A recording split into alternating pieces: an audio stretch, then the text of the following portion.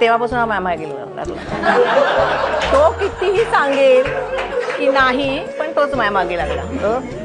पण मागे लागलं तर म्हणजे मी फोन चालू झाली. मागावर होतं.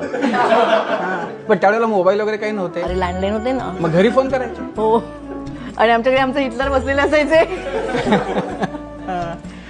पण मग म्हणजे नावासकट का आवाज बदलून वगैरे मैत्रिणीच्या आवाजात वगैरे असं नाही, तसं काही नव्हतं. बरोबर टायमिंग ऍडजस्ट व्हायचं. आणि मग पण म्हणजे तुमचं लग्नही बऱ्याच लहान वयातच झालं ना. बालमजूर. म्हणजे मी नेहमी म्हणते की अमित जेव्हा ह्याच्या हातात असलेला पहिला जो फोटो आहे ना, तर असं वाटतं ते बाजूच्या